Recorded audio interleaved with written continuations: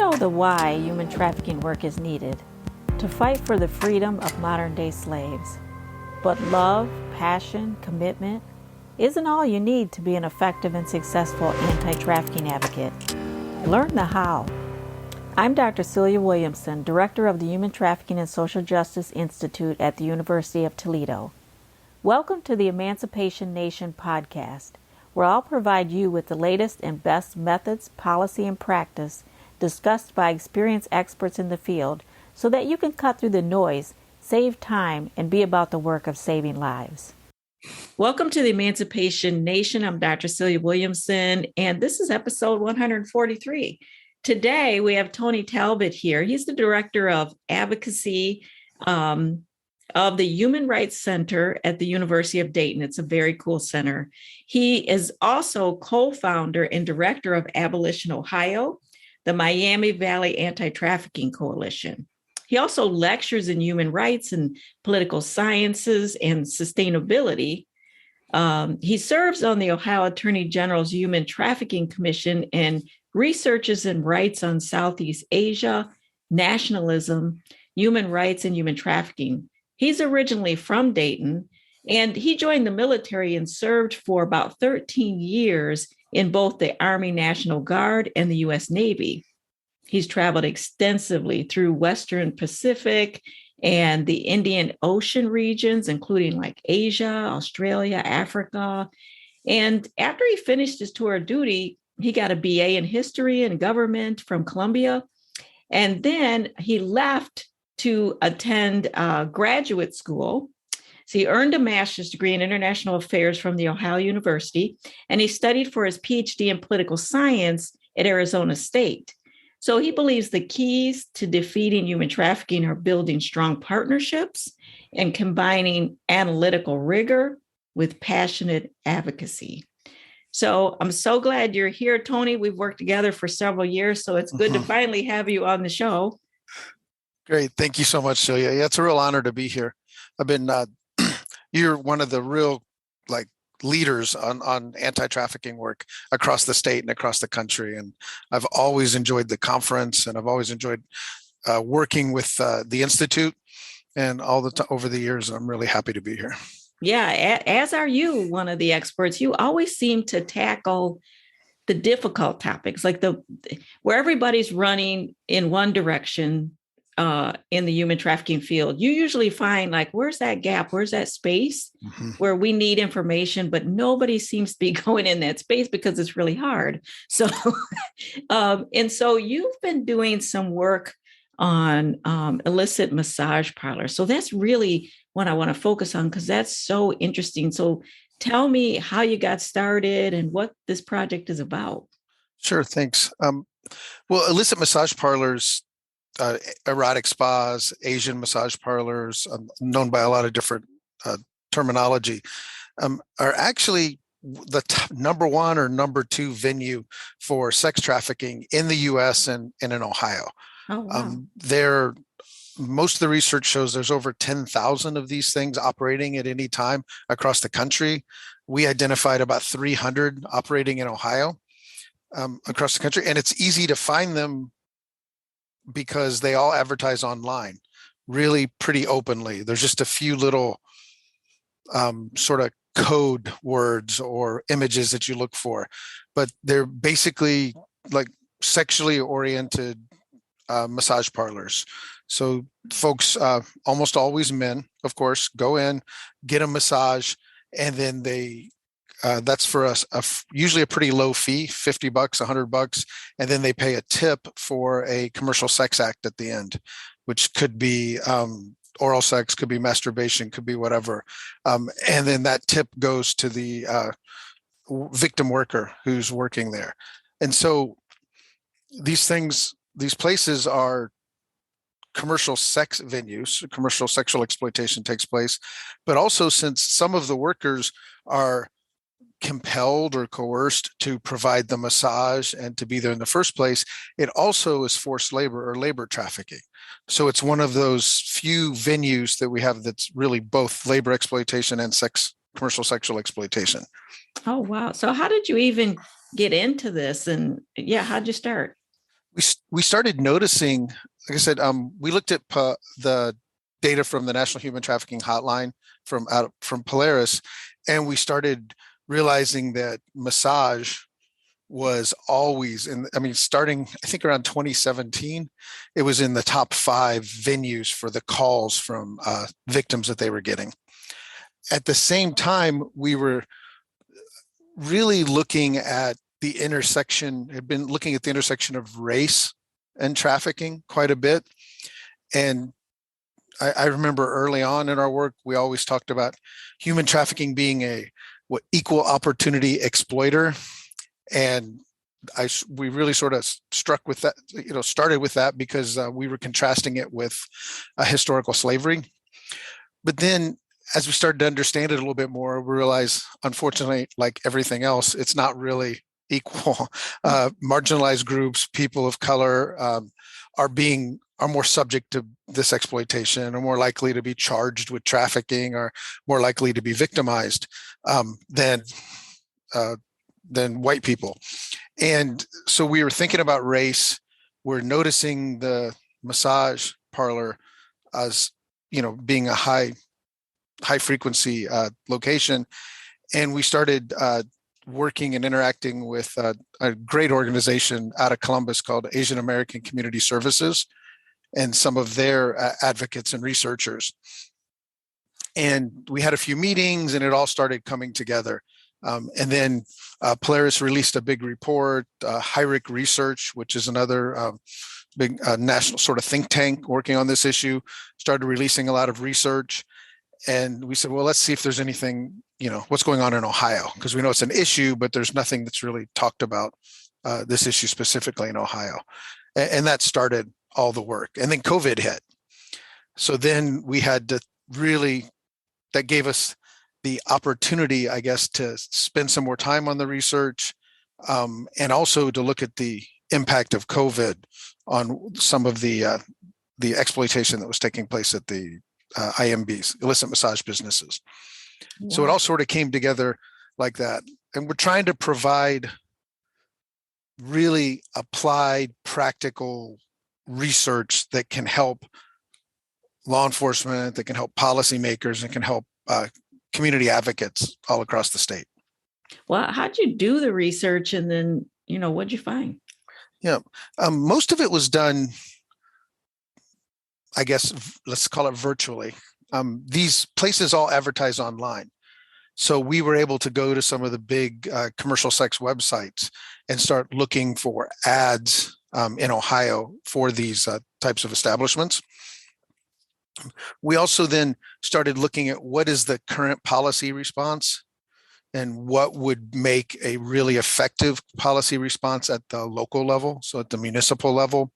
So we then also, we did research on the ads and mapped out the locations of all the places. We looked at all of the cities within the Miami Valley, because we're down here in Southwest Ohio, so we focused on those cities, and we looked at their municipal codes. We came up with a set of criteria for what we thought would make a good municipal code or local ordinance about IMBs, and then looked to see if the different cities had those codes. And then we also just used online LexisNexis database, looking at media sources to try to look for types of mentions of massage and human trafficking, or prostitution and massage within Ohio over the years. And so we were able to track back news articles about illicit massage businesses going back to the 1980s moving forward. And we saw a lot of those were talking about police actions. We call it police actions, a broad array of things like maybe raids or investigations or arrests, convictions, et cetera, law enforcement actions. And then we saw a lot of actions by municipal governments, where they would hold hearings, or they would pass a new ordinance, or there'd be something along those lines, just changes in zoning, for example, trying to control this issue. And so we put all these different sources together and tried to build a pretty comprehensive picture of what it looked like here in the state of Ohio. and then brought in a human rights lens to it and that focus on race as well, and just to try to understand the sort of the how and the why it was taking place. That's so awesome. And when you say we, did you do this with students or with the Human Rights Yep. Center or? Right. Well, both actually. It was with students. I love working with students, undergrad and graduate students on projects like this. So we're at the Human Rights Center. So I got support from our center, and had graduate students and a couple of undergraduate students who did the research. We divided things up, had meetings all the time, and like each person would go out and do their part. Then we'd all come back together and review it. And then eventually I made it all fit together into one big report. And that's so smart to focus on policy, what can be done now. Mm-hmm. So what you guys come up with in terms of what could be done in your region? I want to break into this podcast and ask you an important question. Why did you become so passionate about the issue of human trafficking?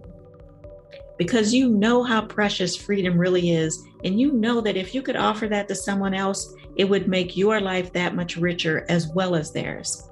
Whatever you've accomplished thus far in life, nothing is more satisfying than being able to help someone receive the gift of freedom. If you're interested in taking the deep dive and becoming trained, write this down. It's my Effective Case Management with Human Trafficking Survivors course. You know, many direct service providers are passionate about working with survivors. They understand their why in doing this work, but many don't understand their what to do or how to do it or when to do it and where and how much to do what. And unfortunately, we don't give permission for someone to be honest and say they don't have the knowledge and skills to effectively work with a population of survivors that have suffered trauma. Well, I have a course on how to work directly with survivors, including the 10 common areas of need and how to assess those areas of need, and then how to intervene more effectively and in trauma-informed ways.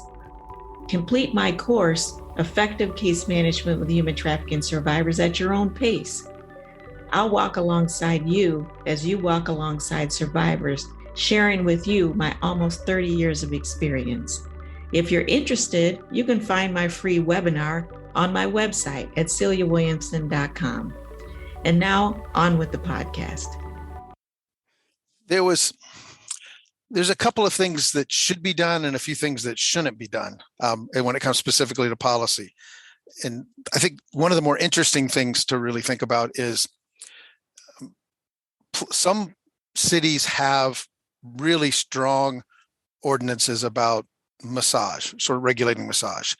But a lot of those cities may inadvertently sexualize the actual act of massage in their ordinances.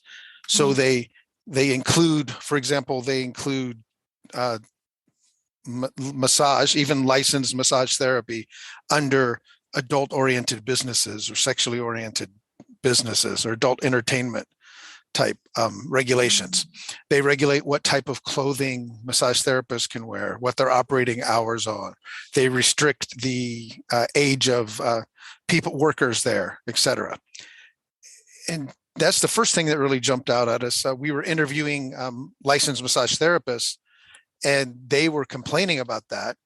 Like the one woman said, I have a 17-year-old daughter who can't help me at work because the city I'm in says that no one under the age of 18 can work in any establishment that provides a massage. Oh, well, wow. If she was a dentist, it'd be okay for her 17-year-old daughter to work with her. If she was a chiropractor, it'd be okay. But just because of massage, and we have this culture of thinking of massage as something sort of naughty or sexual, there's this additional regulation. So that was one of the first things we looked for, with the advice that they shouldn't, sexualize these businesses, shouldn't treat them any differently from any other medically oriented establishment. Right, because it's sort of like in the law, it's sort of like, massage parlor, wink, wink. Mm-hmm. And it should just create a credible massage parlor and put it under like any other business. Yeah, that's a good point. It can be really dangerous for or at least uncomfortable for massage therapists, because it sort of perpetuates that expectation of being able to get something extra, quote unquote, at a massage. So and it's one of the very few businesses, when you think about it, where you can often have a person working with a customer behind closed doors by themselves, where one of the persons is at least partially disrobed. And it's often women are primarily massage therapists. Like I said, a lot of these customers, when it's male customers, that's one of the few places where you get in that situation.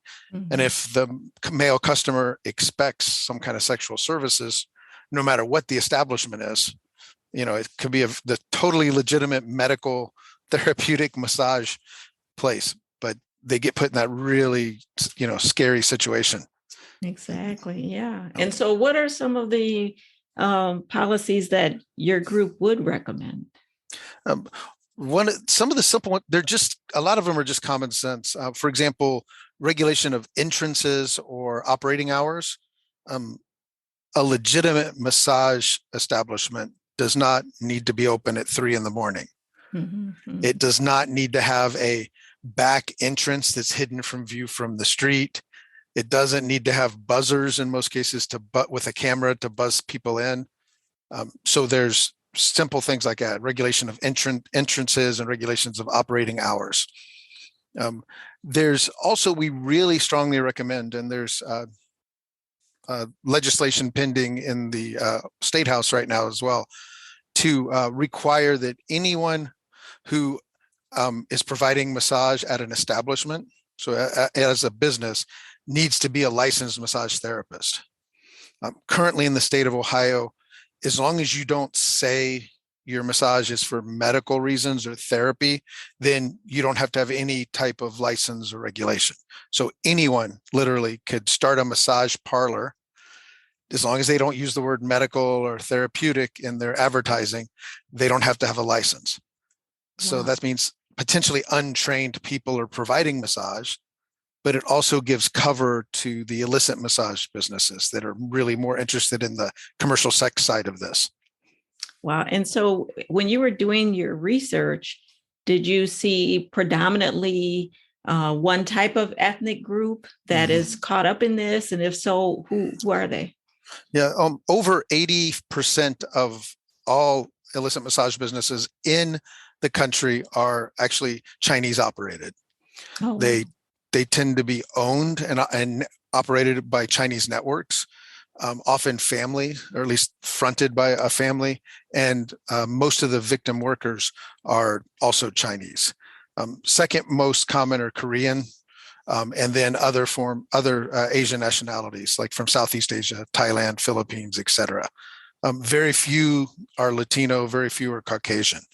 And so, did you see that? Is that true in Southwest Ohio as well? Yes, it's true. It's true everywhere we've looked across the country.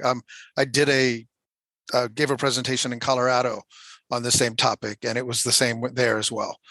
So throughout Southwest Ohio, throughout the whole state of Ohio, we looked at the ads for these illicit massage businesses across the whole state, and it was the same everywhere in Ohio.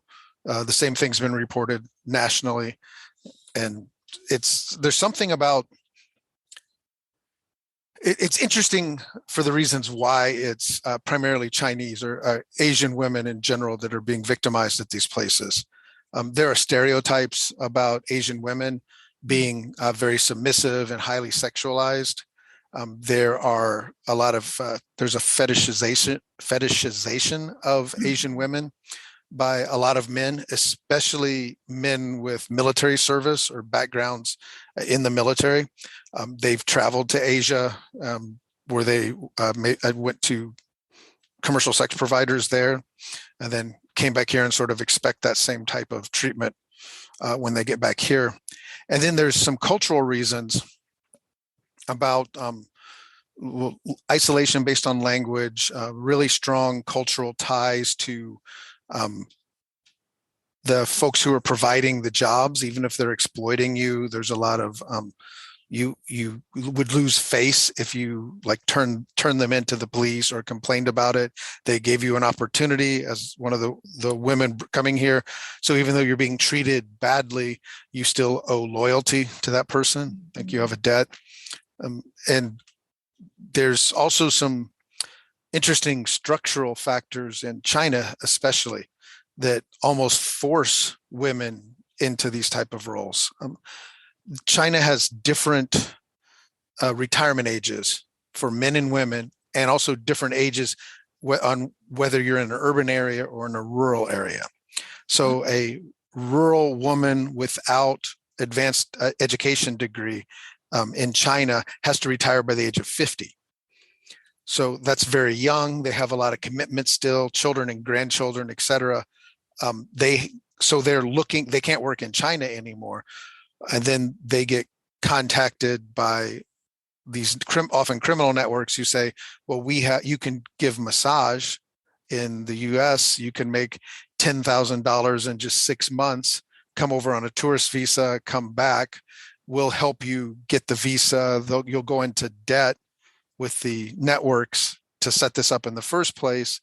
And when you get here, they don't have to use force because you've already got this these cultural pressures going on and desperation, and you've entered into a large fraudulent debt to come here in the first place. So you have to pay it back. The only way you can pay it back and actually send money back home is if you also engage in the commercial sex side of it. That is so clearly the case. I mean, that's so clearly explained. I never knew that, but there are structural reasons, cultural reasons. You so clearly outlined them all. I could see how many women could get easily caught up. And so have you shared these findings with any people in power or people of influence yet? Yes, we have the reports available on our website. And we've shared it out. I've given multiple presentations and talks about it several across the country, quite a few across the state. And we have not started our advocacy campaign around this yet for a couple of different reasons, but primarily because the bill that would close this loophole for unregulated massage, unregulated relaxation, quote unquote, massage, that's pending. It passed the House last year. It's before committee, the Health and Human Services Committee in the Senate. If that passes, that's going to require all people working at an establishment providing massage be licensed massage therapists. And it's going to also empower townships, so unincorporated municipalities, give them the power to actually regulate massage establishments themselves, just like cities have. So if that passes, and we're pretty hopeful that it's going to pass, that will shift how local governments respond, because it'll sort of change the rules of the game a little bit. So we've been working on trying to get that bill passed. Once that gets passed, then we're going to start trying to work on a more local level. I've talked to our city commissioners in Dayton about this, or at least had some briefer, side meetings about it. We're probably going to end up trying to get on the agenda on a commission meeting and to present this, and then potentially do a full-on sort of grassroots campaign around it, getting lots of letters to the editor and emails and calls into the city, and let them know that people are concerned about this. Well, let me know what I can do to help. And sure. Is it true that, because in our community, we see some of these places on the outskirts of the city, and is that true? That are they trying to escape maybe some of the city ordinances, and that's why they're in the rural area? And so you're focused on also addressing rural areas as well? Yes. Yeah, that's what happens a lot. The law enforcement who go after these places talk a lot about, they call it whack-a-mole. These places are highly networked. They're often, the ownership is kind of hidden. That's one of the local ordinances we addressed, about more transparent property ownership records for these places. So they set up a lease. They have it behind a front. They have leased multiple places across the state or in different states. if there's a raid and it shuts a place down, even temporarily, literally all they have to do is just shift to a new location, and they shift out of that jurisdiction to a different jurisdiction, often outside of city limits, because the way our state constitution's written, townships have less authority than cities. Cities can write their own ordinances. Townships have to follow just the Ohio Revised Code. Where does someone get a copy of this report that you did? It's abolitionohio.org. So all one word. And that'll direct you to the UD Human Rights Center website that's focused on Abolition Ohio. And we have a reports section. Okay. And Tony, if somebody is interested in doing something like this in their city, because it seems very clear, the way you did the research, the way you connected it to policy, the way you understood structure and culture. And if that's something that excites people out there, can they get in touch with you for perhaps consultation or anything? Yeah, of course. I'd be very happy to. abolitionohio@gmail.com is the easiest way to get a hold of me. So that's all one word, abolitionohio@gmail. Awesome. And then what you also are involved in something called STOP. So I want to make sure I mention that because you've done that for a number of years now. What is that? STOP's been one of our initiatives, like you said, for years. It stands for School Trafficking Outreach Program. And it's not a at-risk youth prevention program. This is actually a program that provides training and technical assistance to teachers and staff at schools on how to recognize and respond to human trafficking and how to provide educational resources for teachers to use in their classes. We give some basic guidelines on how they can set up a protocol and to respond to this and connect them to local resources. And then we have training that goes to the general student population. It's basically awareness raising training. And the idea is to educate, equip, and empower students to become modern day abolitionists. That's so very cool. And I know your work raises awareness with the general population, and then mine really focuses on those specific at-risk kids, but we need that overall general information. We need to equip teachers with the ways to educate. And so if somebody is interested in that piece of it, where can they tap into the STOP program? Sure. That's once again the same. They can email me for more information, or they can go to our website. We have a section on youth prevention education. I think it's called Human Trafficking Youth Prevention Education that has the STOP program and a bunch of other resources. And we were going to reach out and chat with you sometime about talking about your program and trying to maybe direct people who are dealing with at-risk youth and those at-risk girls specifically to your, curriculum. Yeah, and we need to get yours in our community and throughout communities because it's just very clear and, easy to tap into and use. So, Tony, what's on the horizon for you for the next 3 to 5 years? One thing is I was a full-time faculty member here, so I was teaching all the time, and I transitioned to more of an administrative and staff role, and I'm finally getting back in the classroom a little bit. I'll be teaching, so I'll start teaching my anti-trafficking class again, starting next year. So that's exciting, and we completely revamped it. It's an undergraduate anti-human trafficking advocacy class that's focused on structural understandings globally of sex and labor trafficking all the way to locally, and with a focus on developing disruption and advocacy strategies. It's part of our new human rights and engineering minor.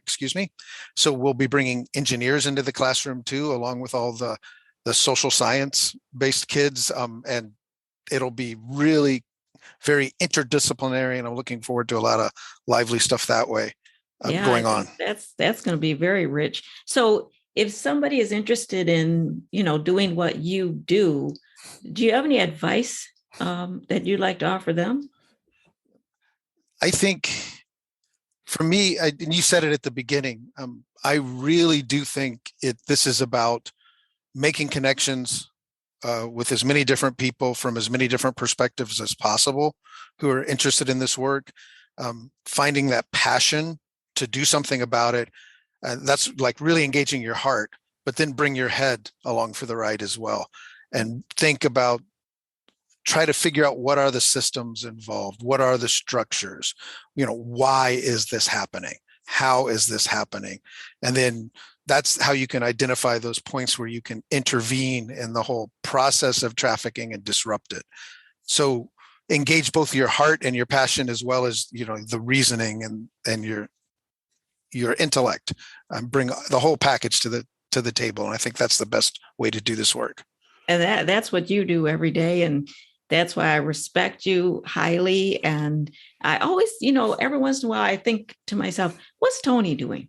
Because whatever Tony's doing, that's where we all need to go. We're all looking right and Tony's looking left. So what is he up to? Because you always sort of have your eye on the horizon of what we need to be focused on. So I just appreciate your work. It's well respected. It's sort of quietly done. You just gather your people and put your nose to the grindstone and get busy. And you always craft a jewel that is very useful, to the world. So I just appreciate you so much. And thank you for the work that you're doing and the work that you've done.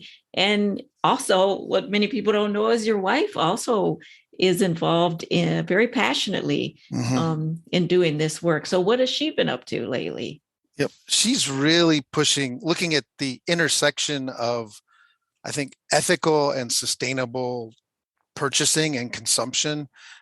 She can't do the anti-sex trafficking work. She says it makes her too angry to think about that. Because we talk about bringing all that passion to it. So she's found her real niche is in trying to convince as many people as possible to be conscious consumers. And to realize that if you're just into fast fashion or something, you're literally supporting human trafficking, you're supporting forced labor, you're supporting environmental unsustainability and environmental destruction. So thinking about where you put your dollar and showing that it's easy to do and you can do that. I think that's what she's been doing, and working with a lot of kids. She teaches high school, and she's bringing the more racial awareness into everything as well. She's part of a new organization they just formed called the Black Student Union, which is a place for Black students who are a definite minority in the school district that she works in, to come together for mutual support and to really think about how they can affect change in their school community. And she talks a lot about it from the perspective of buying and things as well. So support minority-owned businesses, support women-owned businesses, and support ethically and sustainably produced goods when you're shopping. Yeah, another progressive thinker, one of my favorite people. So thank you both so much, and tell your wife I said hello and keep pushing forward. So thank you so much, Tony. Oh, you're very welcome. Thanks for having me, Celia. That was Tony Talbot from the Human Rights Center in Dayton. Wow. The family that fights for human rights together. And then there's not an ending to that saying, right? There should be. The family that fights for human rights together gets to realize freedom together. I don't know, but that's very cool. Did you know that illicit massage parlors were the #1 venue in the US for sex trafficking? I didn't know that either. And now that troubles me. Are you troubled by that? Because if you are an anti-trafficking advocate and you didn't even know that, what does that mean? What's behind that? Is there structural racism behind that? Why are we not focused on the #1 venue? Why are we not focused on this population that's being victimized? Is it structural? Is it cultural? Are there barriers? Does it seem insurmountable to us? Are we not knowledgeable enough? Sometimes when we hear something it can rock us to the core because we need to interpret what that means in our life.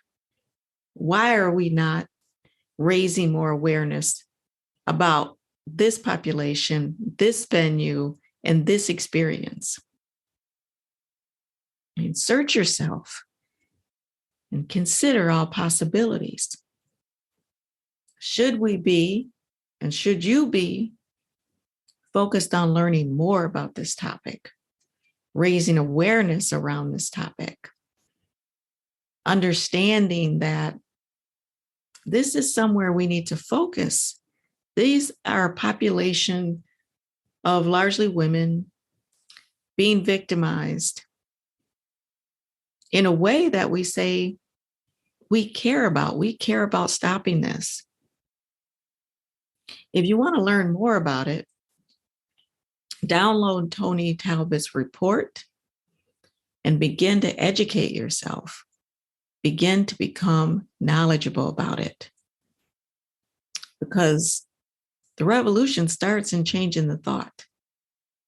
If you learn more about it, then you have the opportunity to do something about it. Till next time, the fight continues.